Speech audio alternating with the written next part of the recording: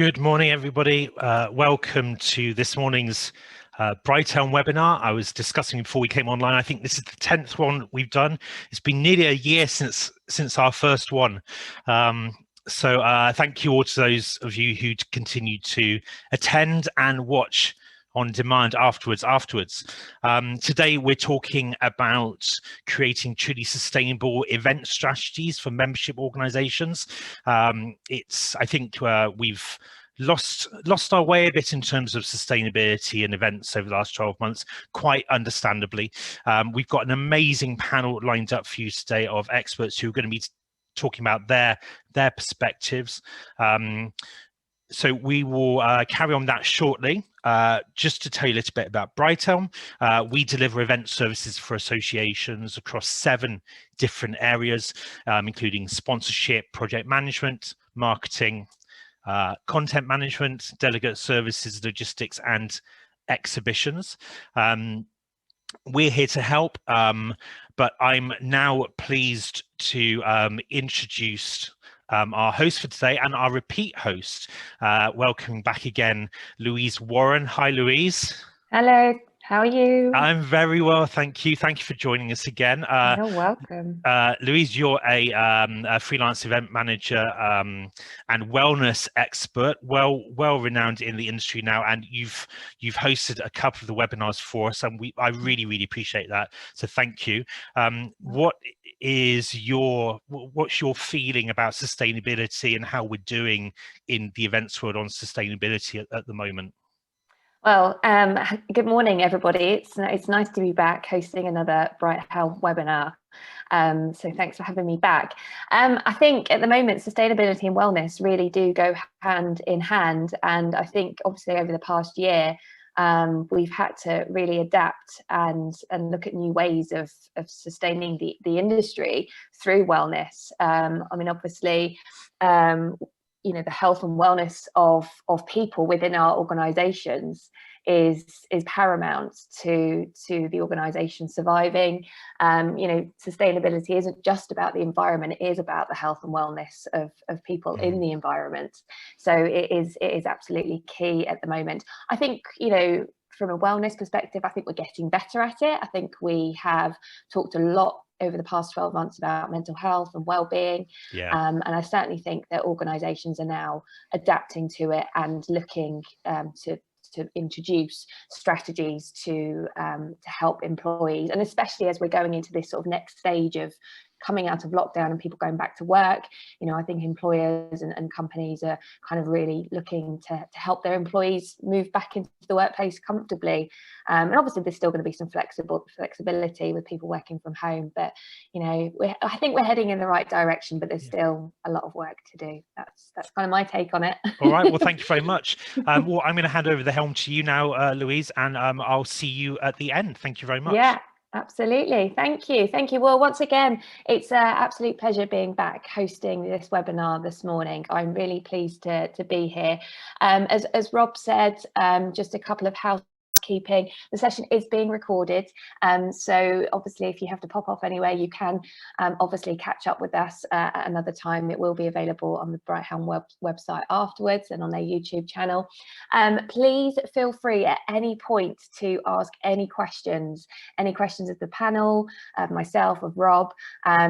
Please feel free to, you've got the chat and the Q&A box at the bottom of the screen there, so please feel free to type in any questions or any comments that you may have as we go through. But without further ado, I'm going to introduce our panel. So we have, first and foremost, Lisa Sweeting.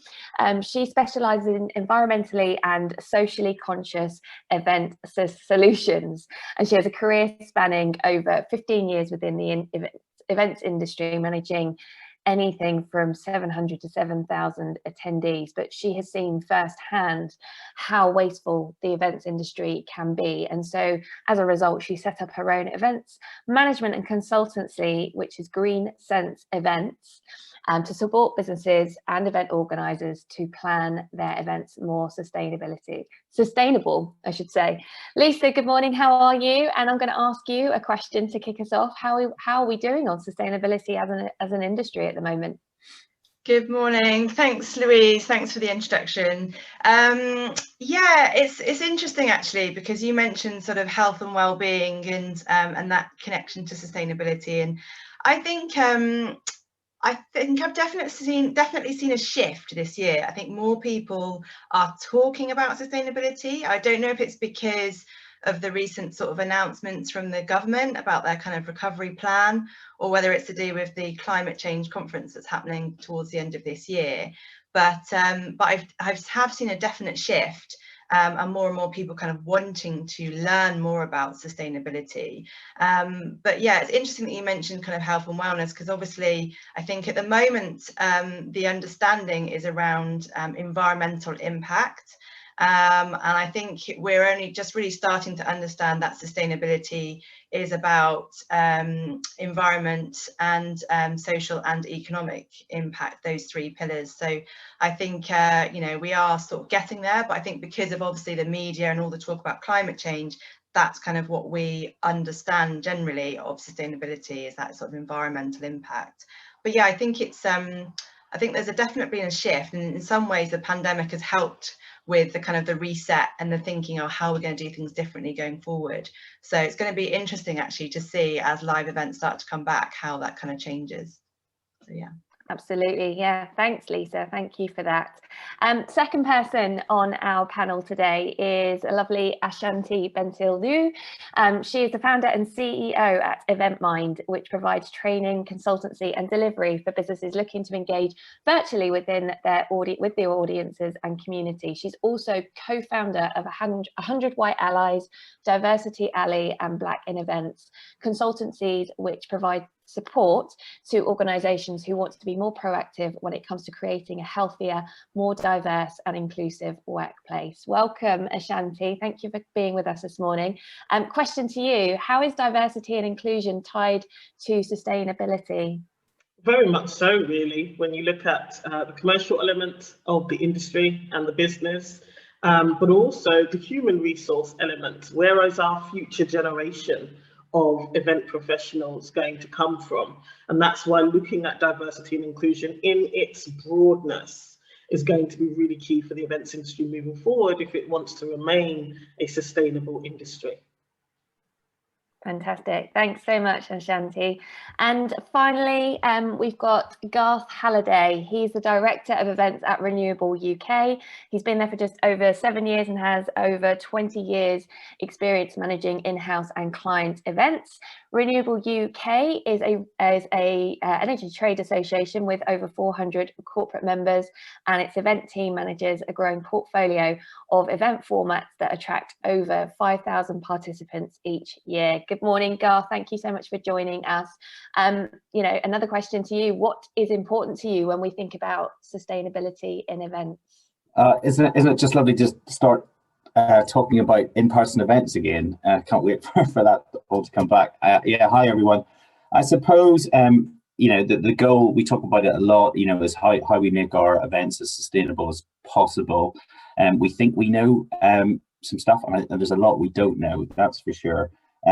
So for us, stakeholder engagement is really important right from the get-go when we start designing our events. So, you know, engaging with, you know, the various contractors, the venues, the caterers, the GSs of this world, you know, talking to them, and you know, what we find is actually the venues and the caterers have got fantastic sustainability plans, and that are executed, and they've got some data and they're evaluated, and they're miles ahead of where we are, which makes our life easier. And then I suppose it's engaging them with our other stakeholders, you know, telling the story, making the case to our exhibitors, our sponsors, and our participants. And you know, funny enough, at all of our events, we work closely with the top tier sponsors. It's an important element of how we devise and build our events. And certainly before 2020, we were being asked those questions a lot about what our event sustainability plans were, and we had some, but they weren't really written down, and so that's where we were getting to. And as Rob said, it was obviously part for last year. So yeah, so those things are important to us, and then just, you know, for us being open in our approach, so telling the story and being open to being challenged, I think that's important, because as I said at the start, I think we know, but we don't know really. Yeah, so that's absolutely. Thanks, Garth. Yeah, I think you're absolutely right. And I've said all the way along, and I was excited about this webinar today because I think there's so much that we can learn still about sustainability in events and moving forward in the right direction. So yeah, definitely, I think we're all going to learn a lot today from this discussion. Lovely. Okay, well, we're going to have a short presentation from Lisa. So Lisa, I'm going to hand over to you to kick us off. Thank you.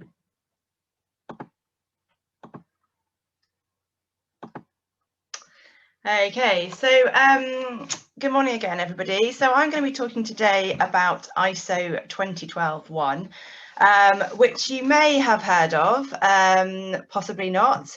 But so I'm going to explain a little bit about what it is and how it works and how you can use it for your events and for your business.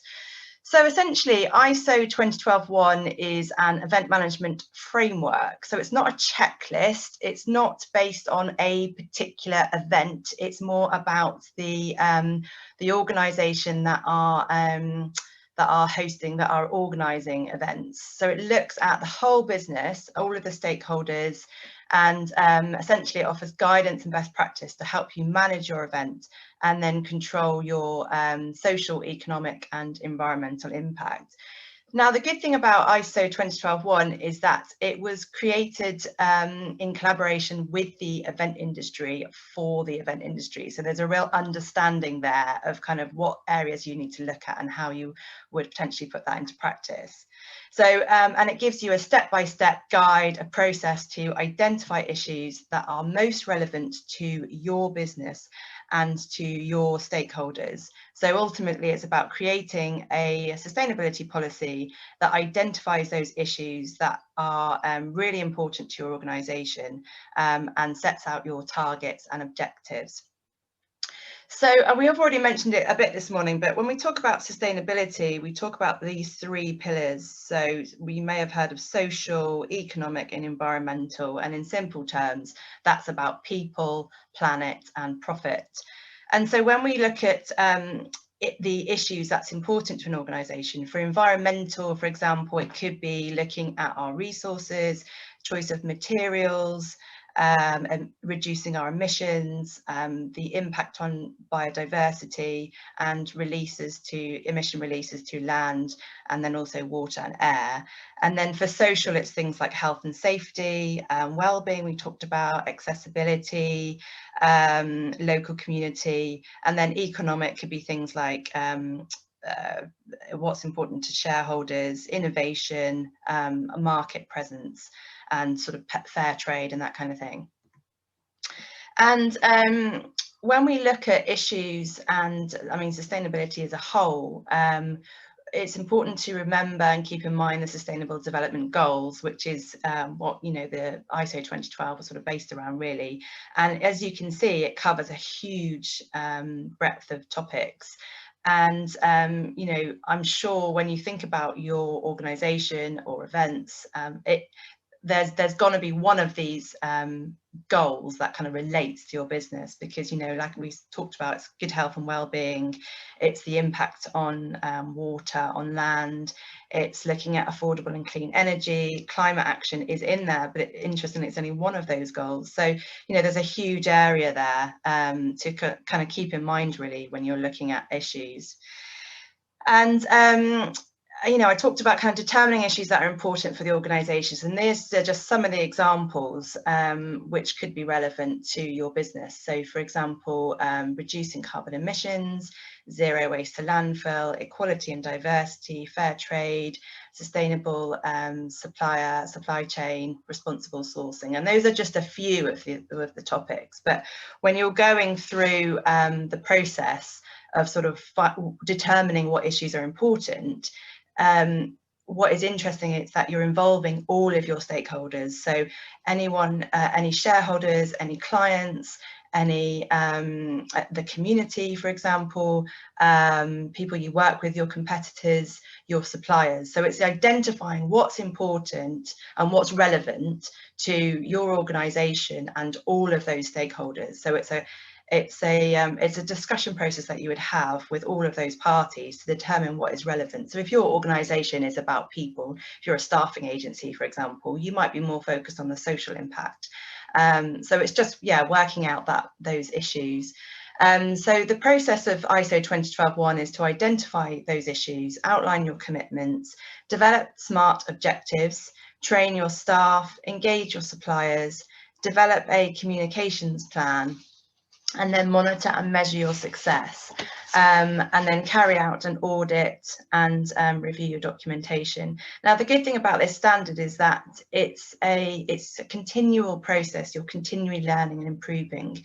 So rather than it being a checkbox exercise, you're identifying those issues and setting objectives, but then it's a continual process. So you're constantly reviewing those objectives, constantly reviewing how you're doing. And the nice thing is that because you've got those objectives and plans in place, you can then apply that to your events that you're doing. So rather than it being a one-off, it's potentially something that goes through everything that you're doing within your business and your events. So just wanted to sort of wrap up really by just kind of outlining some of the areas for consideration. So, we talked about those kind of issues that you could be looking at that you could identify for your business. But, think about things like food and beverage, for example, transport, venue selection, supplier selection, procurement. ISO 2012-1 looks quite in depth about your procurement process and kind of setting those standards in place when you're sourcing your suppliers. Responsible sourcing, zero waste, we talked about, accessibility for your events.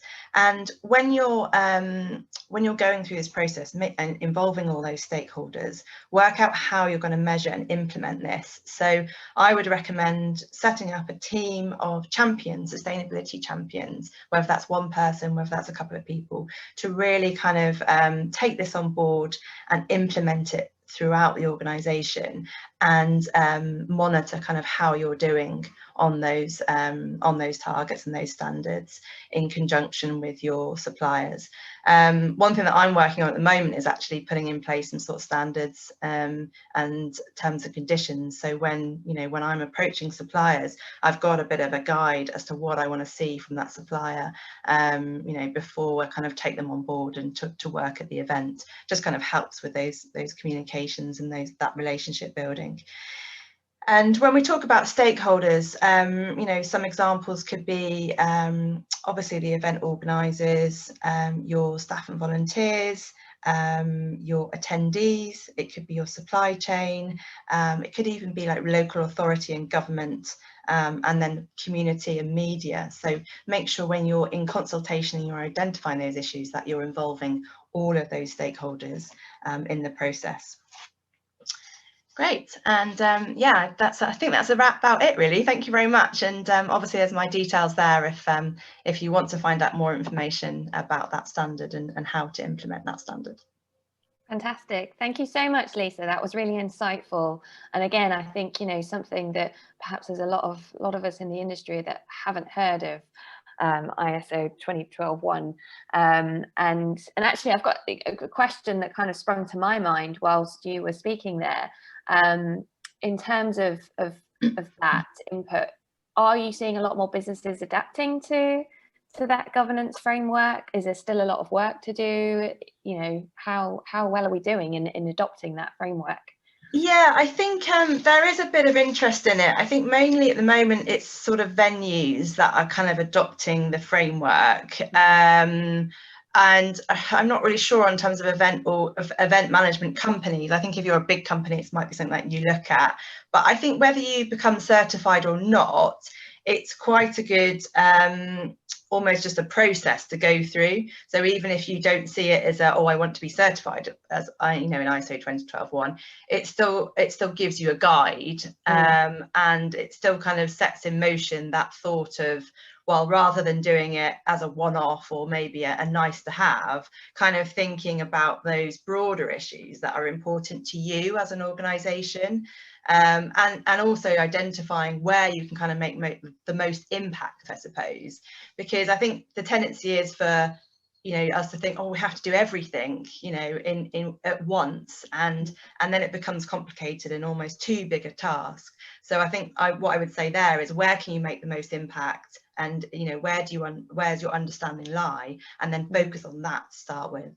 So yeah, absolutely. And I think, and I liked your idea there about having a sustainable champion in each organization, because then it kind of hands it over to somebody, doesn't it? And sort of one person's kind of looking at it and can make sure that you're sticking to guidelines and sticking within the framework, and making sure that we are, that they are creating sustainable events. So I love that idea. Thank you so much, Lisa. If anybody has any questions for Lisa at all, then please feel free to pop that in the Q&A box at the bottom, or indeed if you just want to make a comment, just use the chat box. But thanks again, Lisa. We'll obviously invite you back towards the end when we start a panel discussion. But I'm going to move on now to Ashanti. Hi, Ashanti, again. Thanks so much again for being with us today. Ashanti now is going to lead us on a presentation to discuss diversity and inclusion. Thanks, Ashanti. Thank you. So welcome everyone. My name is Ashanti, and what I'm going to do just very briefly right now is just share some insights into how focusing on diversity and inclusion as an industry and as event professionals can really support many of the sustainability aims that we have as an industry. Now, the great thing to really think about when it comes to diversity and inclusion is this. What we're talking about is the fair, sometimes redistribution of access, resources and power. And that's very interesting within the context of sustainability, because of course a lot of sustainability is about using resources in an economical, in an environmentally friendly way, so that everyone benefits and the planet does not suffer. And I think that's quite an interesting parallel when we start thinking about diversity and inclusion. And that can also be broken down into several layers. So there are the commercial benefits of focusing on diversity and inclusion. And of course, that includes looking at accessibility. But there are also the very real human benefits of looking at diversity and inclusion. Now, if we regard our employees, our event professionals as resources within the industry, we want our human resources to be and remain as sustainable as possible. And so again, looking at how we include all of us in this industry, for example, will help us to ensure that we remain sustainable as human resources. In addition to that, we have to always be taking into account other issues, other topics and things that are happening in the climate around us. And again, often when environmental sustainability is discussed, we talk about the climate, we talk about the planet. But also, when you look at diversity and inclusion, we're also thinking about the social climate, the political climate at times. And so it's also really useful to think about how you can almost proof the industry, but also your business within the events industry for the future. So I'm about to share some slides, so you don't have to stare at me for the whole time, but these will just have some very simple prompts as we consider some of those layers that I've just mentioned. Okay, so let's share some slides with yourselves. Wonderful. Do let me know if you can't see my screen right now, but you should be able to see the screen. We're good, thanks, Shanti. Wonderful, thank you so much. So, here we go. So, when I was doing some research, because I think this is so interesting to have the conversation of diversity and inclusion within the context of sustainability. And I came upon this particular definition, which I thought was actually very apt. Development which meets the needs of current generations without compromising the ability of future generations to meet their own needs. And I thought, isn't this interesting? Because as an industry and also as businesses within the events industry, there are real needs right now. You know, the pandemic has revealed, exposed the need to stay operational for many businesses, the need to just survive. And so against that backdrop, what we have seen is businesses make decisions clearly that are commercial and financial led. Now, some of those decisions have benefited some of their employees.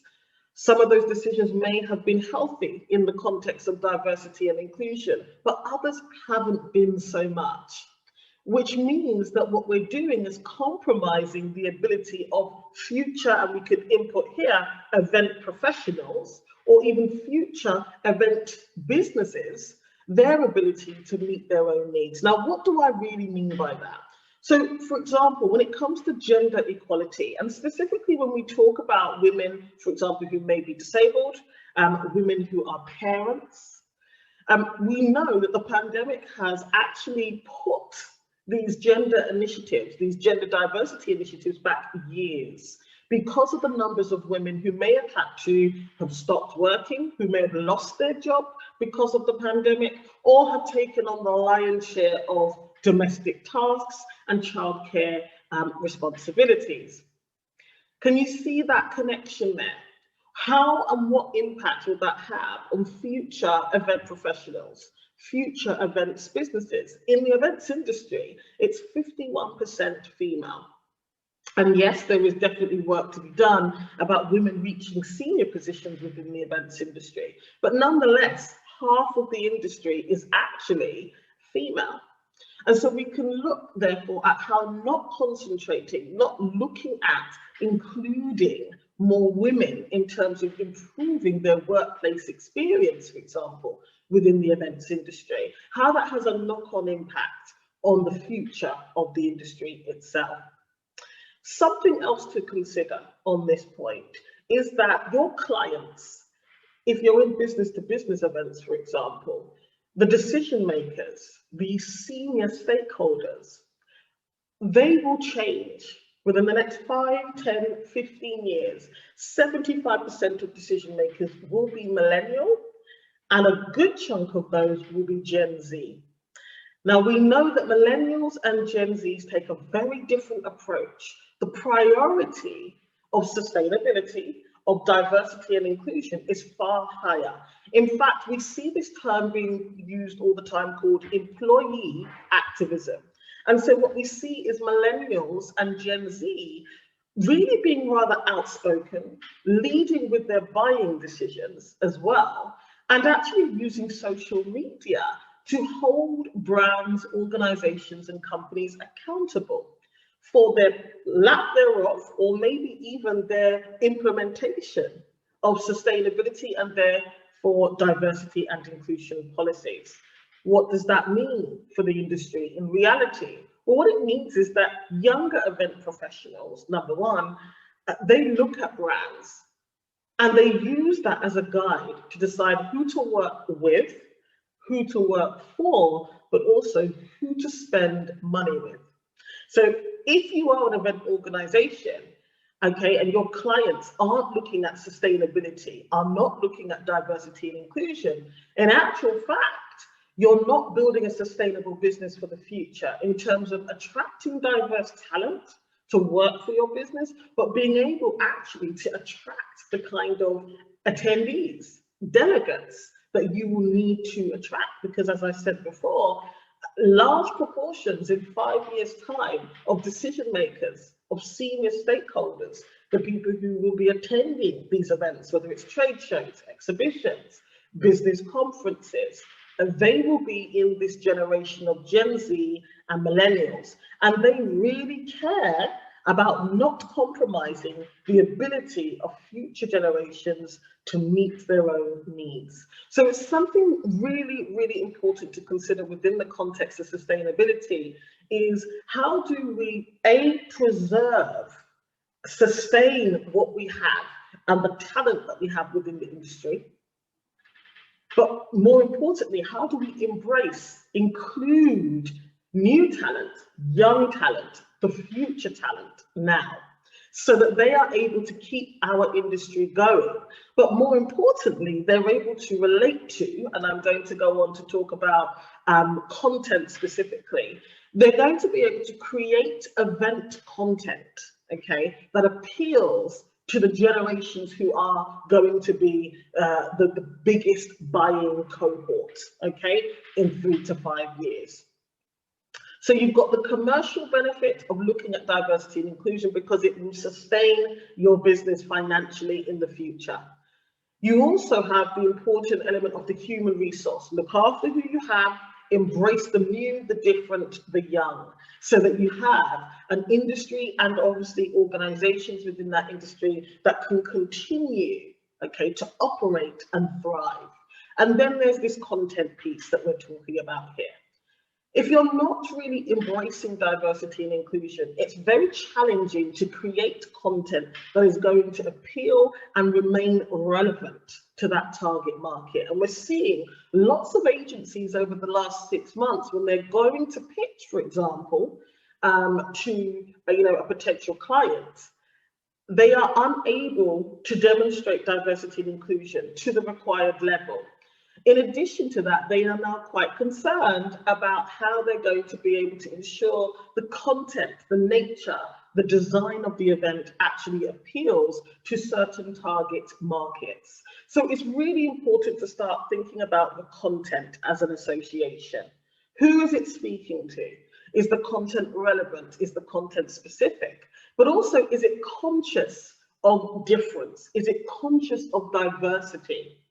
Okay, if we continue to create and share content that is actually quite homogenous, one-dimensional, that doesn't really speak to the reality of the society we live in, the reality of the businesses now that we run and the events industry, we will fast become very outdated, essentially, and we won't be sustainable because we won't be able to survive and, navigate new terrain. The last point I really wanted to mention was about the supply chain. This is super, super important, and I will just quickly share this. The supply chain is a brilliant opportunity to create more sustainability within our industry. In terms of diversifying your supply chain, as you probably are aware, by working with local businesses, small businesses, social enterprises, okay, businesses that are wholly, partly managed or owned by minority groups wherever possible, whether that's women, persons with disabilities, mature workers, the youth, and those from the LGBT community. This is how we create more sustainability, not only economically, but also environmentally, but also just socially. It is the smart and the right thing to do to actively work on diversifying and strengthening, really, our supply chain in these ways. So that's really the kind of top high-level points I wanted to share with regards to how diversity and inclusion fits within this broader sustainability context. And I'm happy to answer any questions. Great, thank you so much, Ashanti. That was really, really insightful. I really enjoyed that presentation. Just, one question that I have for you is, how well as an industry are we doing at the moment in terms of diversity and inclusion? Are we getting better? Have we improved? Is there loads of work still to do? Like, what's your kind of thoughts on that at the moment? Yeah, I mean, I think it's a good question. I think, as I said, and I alluded to this at the top of the presentation, which is that, the fact is this is a very entrepreneurial industry, and the last year has put a lot of pressure on businesses to survive, essentially. And so what we've seen is that being prioritized and not necessarily diversity and inclusion. So as I say, when you look at women in the industry, yes, we're 50% of the industry, but actually many people have lost jobs, they've lost income, they're doing more domestic tasks and looking after the kids. So that is a bit of a step back in terms of progress for women and, in terms of diversity. I also think that what happens is that we stick to habits. And so, what we don't see is enough diversity in panels of speakers, for example. We don't see enough effort being made in terms of diversifying the supply chain as well. So there is definitely work to be done, but it is against that backdrop of the pandemic ultimately, but also habits that we, ideally we need to start trying to actively break some of these habits. Yeah, absolutely. I think you're absolutely right. Hit the nail on the head there in terms of habits. It is, we all know how things work, and and I suppose there's always that thing where if it works, why would you change it? But actually, you really do need to change it, because otherwise it becomes stagnate and you just don't move on. And I think it's really important as well, especially out of the pandemic, that we do start working with smaller businesses, people from different backgrounds, because those smaller businesses are the ones that really have suffered during the pandemic. Yes. So yeah, I mean, one thing I will say as well is that the reality is, when you look at the future workforce, they require and demand companies, brands to actually be authentic about sustainability and diversity and inclusion.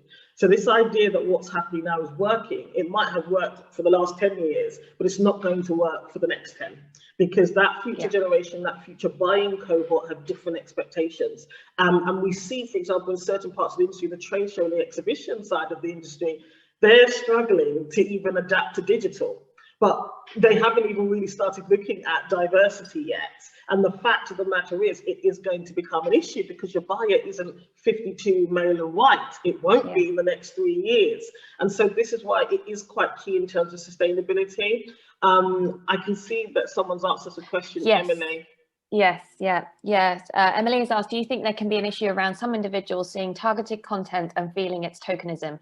We are trying as much as possible in Thames Valley Police, but we sometimes have backlash from people thinking it's tokenism. So this is a great question, Emily. And often when it comes to tokenism, the sentiment behind tokenism is that it lacks authenticity. You're just doing this to be seen as. Whereas if actually this is a genuine effort to introduce more diversity into your content, then it's worth really looking at the way that's communicated. So often your comms, number one, are key. But secondly, look at the other ways that you can show consistency in this area. Because if it is that this is your one piece of content with some diversity, then it will be perceived as tokenism. Whereas if you are actively looking in a more holistic way at introducing diversity, you are able to demonstrate to your end user, to your delegates, now this is genuine. And actually, we can see that they're investing in this in many other ways. And one last point that I'll actually share when it comes to tokenism, the fact of the matter is you have to start. So there has to be a first, there has to be an only, and there has to be few when you're first starting when it comes to introducing more diversity. And so it's part of, unfortunately, it's an occupational hazard as a brand or organization. When you start doing these things, people will have things to say, but if you continue, if you're consistent, if you do it in a holistic and authentic way, eventually people will see the evidence that this just isn't tokenism. I hope that's helpful, Emily. Yeah, no, thank you. Thank you so much, Ashanti. On that point, I'm just conscious of time. I'm going to invite Rob and Garth back into the fold, as it were. So yes, and I wanted to kind of kick off, I suppose, our little panel debate and kind of get the conversation flowing. I'm aware that we have had a couple of questions, so I will come on to those. But just to kind of Garth, let's kind of hear your thoughts on this topic, I suppose, and in terms of as we're coming out of lockdown, hopefully, what's your kind of take on the challenges that associations are going to be facing with the view to sustainability? Well, I think it just that's a brilliant presentation by Ashanti and loads to think about. And yeah, we're working hard on our programs. Authenticity is spot on, and how we demonstrate what we're doing. So we certainly are across all of our events. We've got commitments to gender balance and diversity that need to grow and get better. But we do think about it a lot. We are conscious of it, but I think we need to do more, and we need to be consistent throughout, and then and exactly right, how we communicate that. So it's not just about the panels or the topics, but then also what else are we doing throughout the event. So we, for the, because there's a real in the renewable energy sector, there's a huge growth in talent required over the next 10 years as we build out all these new offshore wind farms, and so there's a real challenge to employers to bring on attract new talent into those posts. So our event programs therefore have to be designed to be attractive to those individuals. So we do work on that. We all, then, in terms of doing other things, we tell the story and we're honest when we don't quite hit targets or we're struggling. So we share that, and we're upfront about it. And then we have other things that we have sort of try and get away from the focus on the middle-aged white CEO on endlessly on business leader panels. So we try and demonstrate the wider workforce and showcase expertise right across their businesses on the panels, but then also on the website, because they're we call them event champions. So they get their piece, they do their piece to camera in advance of the event, they get to lead panels, and then and we place them around. We have full-size cutouts of them and things like that. So it's just about creating that impression. So it's not just a that tokenism. It's quite important. Yeah, absolutely. Rob, I'm going to bring you in here. What you obviously asked us all. We all had questions at the beginning. Your thoughts on the challenges going ahead for associations, and what you're kind of seeing through Bright Helm. Thanks. I think there is a challenge in size of organization. As there's an LGBT network in Bristol called Proud Bristol. It's a business network which I belonged to for a short while, and I could see the incredible investment that major corporates were making in D&I within their workplaces, but there is a challenge for smaller organizations to take that step, and I'm talking, and even Garth's organization is a fairly substantial organization. As with business, the vast majority of businesses in the UK are micro, because everybody has to start somewhere. Next is SME. So by default, they employ most people, but they are the organizations that have the biggest challenges in terms of resources to bring these programs in. The same applies to associations. It's those associations which are small and have limited resources that need help. So I guess I'd like to understand from both Ashanti and Lisa where you would advise these organizations start, because I think I hope, and I think there is willingness from everyone to embrace, to change, to grow. So yeah, that would be my question. Yeah. Ashanti, Lisa, do you want to kind of answer Rob? Yeah, I was just going to say, I find this really interesting, and I think one of the things that I'm quite interested in is the kind of recruitment process that organisations have, because when I've been doing research recently into sort of different brands and things, and how it's about kind of removing bias and how they kind of recruit. And then I noticed recently a particular organisation, they when they accept applications, they don't do anything by video initially. They don't have any photos. I don't think they even have their location or anything on there. It's just about the skills within that application. And I thought that was really interesting, because I think as hard as we try, like, everyone has like this bias, preset almost, that when they look at someone, they almost instantly form an opinion or a kind of a swayed in a certain way, or like have a connection one way or another. And I thought it was just an interesting way to kind of just focus on the actual skills of that person, rather than looking at what their ethnicity might be, or where they're from, or kind of their background or anything. So yeah, so I suppose that's one area for me that I think's you know, you could straight away look at kind of your how do you remove that bias, and how do you recruit people, and how do you kind of get away from the sort of look and background of someone. Well, I know someone recently who went through an application process for a large company, and they had to do, it was a video, they had to take part in video screening. And I just felt that it's as a process that seems incredibly discriminatory. Not just the fact of making assumptions about how someone looks, but their ability, how does their ability to do a role, how is that related to a video screening process? So if someone's profoundly deaf, for example, it doesn't speak so well, but the role is about, it doesn't require that, when he tells you that, it's so discriminatory.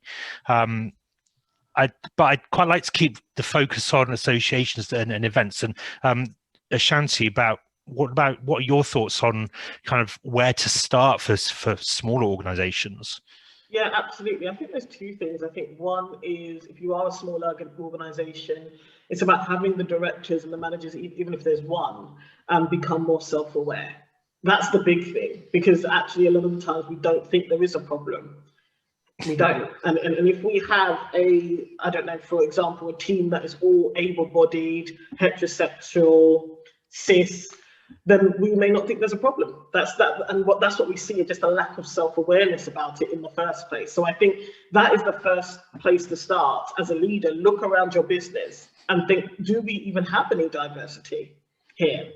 And what can we do about that? I think that's the first thing. And then secondly, of course, that's one of the reasons why Diversity Ally produced a free guide with 5 key benchmarks for the events industry. Associations can go and download the guide for free, and it tells you in ABC, here are the 5 places to look, and this is what you do first. Even if you are a small team of 2 people, 4 people, you can change the content on your website. You can change the images you use in your social media. You can, when you put a panel together for a client or yourself, you can think, okay, let's look at this lineup. Is there variety here? Do we have parents? Do we have someone non-binary? Do we have someone who's disabled? Do we have somebody who may not be a CEO, for example? There's plenty of ways to skin a cat when it comes to diversity. It really is just about taking this very pragmatic, but also intentional approach to it. Even if you only hire, you know, my business, there's only 2 of us.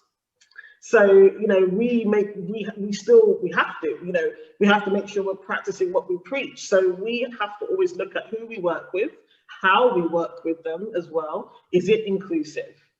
And so that's what I would say to any other small business or smaller organizations, really, is be self-aware, number one, and rely on the free tools that exist out there that will tell you the answer. Yeah, there's certainly lots of tools out there for people. Absolutely, you know, in the internet, use the internet. We all use it on a day-to-day basis. Just find those tools. That kind of answers one of the questions that Hannah had for us. The other question that I wanted to touch on before we wrap up was from Hannah, and she said, what are your thoughts on virtual, hybrid, face-to-face, and which event format is the most sustainable approach? Garth, what are your thoughts on that? Well, you know, this format is very sustainable, isn't it? You know, no one has to travel, and you know, everyone can meet and talk and share. It's brilliant for this sort of format. I think it's great for sharing good content, good learning. We're really struggling in what we find is for our sector anyway, the business development conversations, the ad hoc conversations are being missed, and it's impossible to replicate it with virtual exhibitions or in these sort of meetings. So that's why people are very keen then to get back together and meet in person again.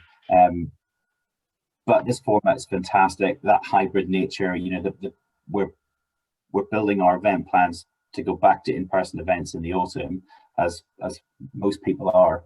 and fingers crossed for the vaccine rollout and everything else. But they will be in a hybrid format, and they will be able to attract and bring in a global audience that won't necessarily be able to get to the event, but will be able to dial in, learn, get all that really good content, but then also be able to connect with attendees at the same time. So these new platforms that are coming through, there's tons of them, and we're going through a long process of evaluating which one to use, which ones to license. That's going to complement our activity. But I think that'll be that's just the way forward for events going forward. That'll be an essential add-on, a tool that everyone can use. So the way I see it is, you have a person walking around the exhibition and chatting, and someone in the US or whatever who's not going to sit on the flight can instantly call or send a message or go and meet virtually in a booth somewhere that we can build.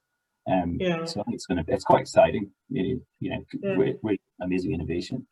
Can I also add, actually, I think the question, is who is it sustainable and for what? Because each of those virtual, hybrid, and in person has different, dynamics and consequences when you have the conversation about sustainability. From a mental health and well-being perspective, we also have to be careful in the purely virtual world, because what happens is now people are overwhelmed. The level of access to people now has gone up. So you could be sitting at your desk with back-to-back calls between 8 and 7 now. Whereas if you were in the office, you may have taken more breaks. People may have been more mindful about whether this meeting is important and needs to be had right now. So I think it just depends on who are we saying, who are we talking about? Who is it sustainable for? I think for a business, it is more sustainable to use virtual wherever possible. For a business, it is going to be smart and sustainable to use hybrid wherever possible if you want bigger reach, for example. But then for some businesses, in person is still going to be a premium offering and great for them financially as well. But in terms of us as human beings, it's going to have to be a variety of those things for us to be well as people as well as professionals when it comes to sustainability. I think on the flip side of that, it has been a great way to connect as well. I mean, goodness, where would we be without being able to kind of video call our our friends and family sort of thing? So in that sense, it has also been a great way of connecting. And I know it's not quite the same as kind of being in person, and I definitely agree that I always think there'll be a need for in-person events, because in terms of building relationships, you can't beat kind of being together with people. So I think there'll always be a need for that. But in some ways, I think hybrid offers a great solution, because in terms of reducing carbon emissions, if you can have an event in person, which brings together those which are local or regional, and yet still incorporate your colleagues who are abroad, who don't then need to fly over sort of a one-day event, then that's a big benefit to reducing carbon emissions already in terms of your environmental impact. So I do think it does offer a good option, but like you say, it's then kind of working out, well, how do we kind of, is making sure that they also have, your virtual guests have as a good experience as your in-person guests, and they're having the same value from the content that you're streaming, and and there's still that kind of element of connection and building relationships. So it is a balancing act. I don't think there's kind of a one size fits all, as Ashanti said. I think there's going to be a combination of all three, depending on what works for what. But yeah, I definitely think in terms of environmental impact, then hybrid and virtual does offer a good solution in that sense. Yeah, absolutely. Rob, did you want to add to that? Yeah, I'm going to disagree with Garth a bit. But I quite like disagreement. Different perspectives are really important. And actually, Garth, you said that meeting like this is very sustainable, which you could argue ecologically and certainly cost-wise it is. Yeah. But in terms of accessibility, it very much depends on your meeting design principles and who you're running the event for. So I'll give you an example. Let's just take internet access. internet access is a massive discussion. It's not just about geographic, but it's also about poverty too. We've been running a school this week, an online school for a scientific study, and one of the lecturers is in the middle of the Alps. I think he's in the middle of the Alps. He doesn't have broadband, and he was connecting and delivering all his sessions via 3G. As you can imagine, it's been a really, really tough week. It's been tough for him because he knows that the quality of his output is not as good as it would be if he were in person. There's nothing he can do about it. And it's tough for the students because there are times when they've really struggled to understand what he's been saying, and he hasn't been as accessible as someone else. So that's just one example. We also have to think about disabilities too. So I say half deaf. I got criticized for saying half deaf, but it's my definition of my hearing loss, so I think that's fine. So I rely on subtitles when I'm watching TV. The amount of events which are run online without subtitles, including this one, and I know that's an issue, is extraordinary. And there's a whole group of people, so many people have hearing trouble, but it's one of those, it's often a hidden disability which we tend to forget about.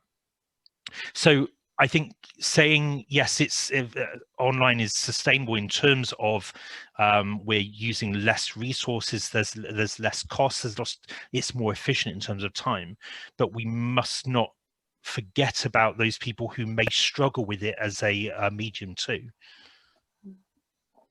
Yeah. Yeah, I mean, it's funny that you mentioned about disability, because I hosted a talk last week actually about the very subject, about kind of making virtual events more accessible, and you know, the things that we can do, such as you mentioned, you know, subtitles or captioning, for example, and kind of the colors that we use on presentations, and making sure that the audio is good. There's, you know, there's things that we can do, but yeah, like you say, quite often you sort of first and foremost is, okay, how are we going to produce the content? How are we going to produce the, you know, the actual session? And we don't often think about, you know, those people who might be hard of hearing or partially sighted, for example. And I think that some of that comes down to understanding your audience as well. I mean, the question that kind of came up in this session that I hosted last week was about, don't be afraid to actually ask, you know, who is your audience? What are their needs? And I think sometimes, and this goes across sustainability in general, I think we become so afraid of kind of asking the question and opening a conversation that then we don't do anything. And then you're sort of, because you're afraid of doing the wrong thing. And I just think, you know, so much of this is about breaking down those barriers and actually just asking the question, you know, what do we need to do for you as a viewer, as an audience, to make this event better? So yeah. And I think that really shows the opportunity that lays ahead.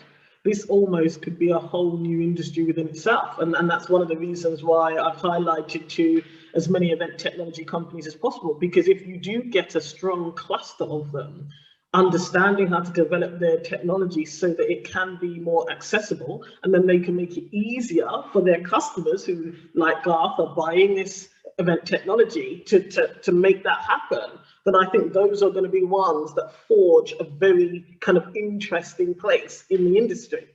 So it's going to take that combination of planners, but also these technology companies. You're going to need a cluster of them to step out on a limb and think, okay, let's invest in this. Because when I hear those founders talking, heads of marketing, etc., they often say, okay, well, we're looking into it, we're seeing what we can do. And it's like, hold on a minute. These are technology companies. You are capable of doing this, no problem. So it needs some of them to actually invest in it and specifically put their, you know, selves out there and say, look, this is what we can do on ours. And then companies like mine, companies like Garth will flock to those ones, because now it's easier for us as event organizers to be able to be as inclusive and accessible as possible in the virtual and hybrid world. Absolutely. Yeah, definitely. Thank you, Ashanti. I'm afraid, unfortunately, we are almost at 11 o'clock, and I know that we could carry on this conversation for quite some time. I know Rob is going to wrap up for us in a second, and I know if you are able to continue joining us, then we will keep the discussion going until around 11:15. But for now, for those of you that do need to leave us, if you've got other things going on, then thanks so much for joining us. And we look forward to seeing you at another Bright Helm webinar. Thanks, Rob. Thank you. Yeah, I'm just going to, it's really just to talk about our next webinar, which has come about as lots of conversations this week, actually, just regarding the virtual exhibition problem. And actually I changed the title in the last hour because it was how do we solve the virtual exhibition problem? It's now going to be about, do we need to solve the virtual exhibition problem? So I hope you'll join us. It will be the 30th of April, 10 to 11. You'll receive a link to register in the follow-up email that gets sent out as a result of after this webinar. And we're going to be using some new technology. So we're moving away from Zoom, and we're going to be using a slightly different platform for this. So I hope you'll join us for that. And thank you very much for attending, as always. And I'll hand back to Lou now. Thanks, Rob. Thanks. That's really interesting that you've changed the title for the next webinar.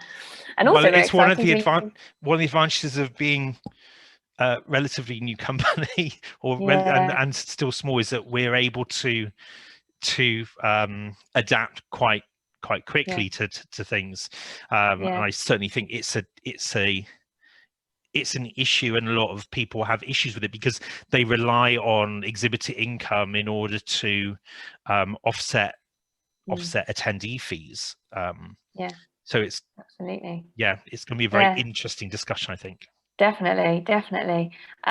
We have, I should just say, we have, Ashanti has left us as she had another event or meeting that she needed to get onto. So she is no longer with us now, but we still have Garth and we still have Lisa. So please feel free, if you have any questions for the guys, please pop them in the Q&A box, or pop a comment in the chat box. I kind of just wanted to continue the discussion, really, and from an association point of view, you know, Garth being in an association, are you said you're planning obviously for the autumn events. How is that kind of going, you know, in terms of sustainability and keeping that discussion going? But, you know, how's it looking for you at the moment? What are you seeing that's different? It's interesting just putting together live events again. We're a bit rusty, so you know, looking at all our production schedules, you know, reviewing contract. You know, contracts are very different now, which is understandable. So you know, we're working towards, you know, just trying to be as flexible as we can and be as supportive with our suppliers as we possibly can, because we know the pressure they're under. But you know, there comes a point when, you know, when are we going to know when these events are going to run or not in person? So we will design them, and we're very much excited by the fact that we're designing an event for you know, where people are going to be together, albeit hybrid, and what the infrastructure that needs, the additional infrastructure that needs, that we need to put in place for those. But you know, at what point will there be confidence from participants to come along and exhibitors to, you know, invest in design and build of their stands? So it's a close brief. We're watching it very closely, and we'll decide, you know, our events are the end of September, mid to end of September. So we'll be you know, looking at it in May, June time, and then we'll decide what we'll do, and whether we do the hybrid or the events will run regardless, because we've got, you know, fantastic programs. So it may be virtual, in which case, you know, so I'll need to be tuning into the next Rob, your next webinar, and learn a bit more about virtual exhibitions. You know, because we've ran a few of them now, and some of them work and some of them don't work, and you know, the transactions on those are very quick. So yeah, I think it's a whole different approach that we need to put in place for that. But in terms of sustainability, it's important. It's really interesting. We chair a little event group of like-minded energy trade associations, regional trade associations, and UK national trade associations. It came about purely just to coordinate on international events that we go to, so that we're not all doing different things at these shows, which the UK is guilty of doing all the time. So we were just trying to sort of coordinate that better. But I'd mentioned about event sustainability for, you know, picking up where we left it in 2019. And it was developing, and it was building a bit of momentum, and as Rob said, it had to be parked. But you know, we like the idea of moving towards the standard, the ISO standard, and how we'd work towards that. And they all instantly you know, put their hands up and said, yeah, we want to be part of that. You know, can we set up a group? Can we work together on it? You know, so there's, you know, this sustainability champions thing is great. I've made tons of notes. Yeah, so it's something that we're looking at. Good. Yeah, absolutely. It's interesting, actually, when we were talking about the carbon footprint before, and obviously, I'm assuming, Garth, you plan your live events. Are they based in the UK, or is it international as well?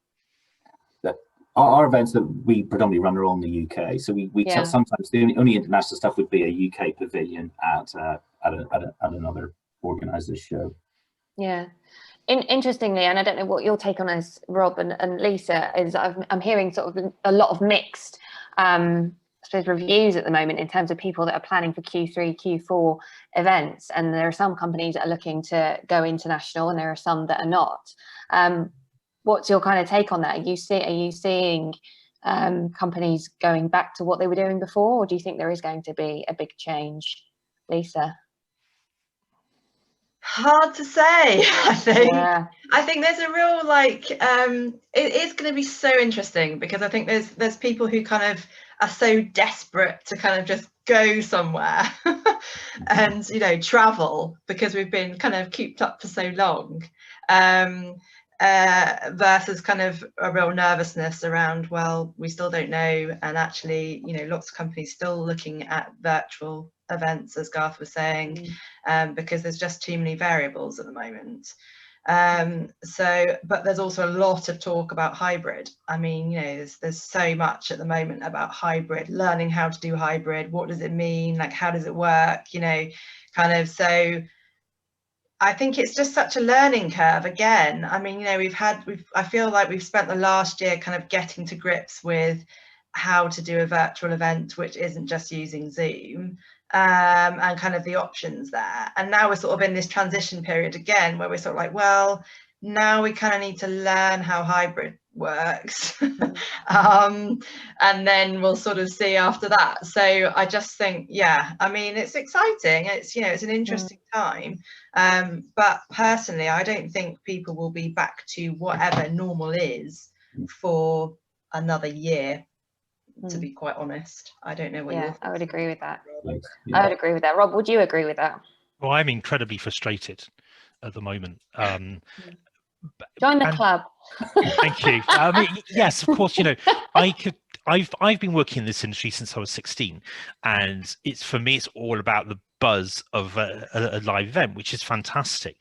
But I'm frustrated by our industry, by our lack of collective vision, in order from just being able to take this opportunity that's been presented to us to remold, to redesign, and to move forward. And I am absolutely fed up with hearing the phrase "going back to live events," because we've suddenly created this massive opportunity for us to embrace online and bring online in as part of a method of delivery of content to members. And we've been harking on about it for years and years and years, and saying, oh, our clients will never do that, they won't embrace it, they want to meet live. But we've got to stop forcing delegates to do what we want, and actually we need to be the channel that empowers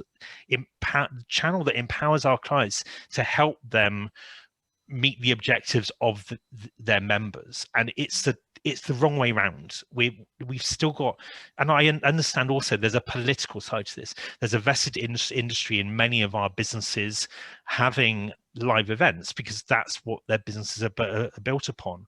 But I do feel there are people putting their foot down and flatly refusing to embrace, to move on. And I don't think we can do that from the innovative perspective, but from a sustainability point of view. Just as before we were about to go into lockdown, I feel kind of the 6 months prior, we were really starting to talk about a bit of travel shaming. I think, okay, do we actually need to travel halfway across the world to attend this meeting? Is it that important? And I feel that's been set back, and that will come back. And we really do need to think about that. The business travel, of which we are a massive influencer, is one of the major contributions to global warming. And as long as we continue to conveniently ignore that fact, and we are ignoring it, that all the travel associations are ignoring that, or the events, most of the events associations seem to be ignoring that too, that we need to discuss it. And so going back shouldn't be an option any of us should be considering. We should only be going forward.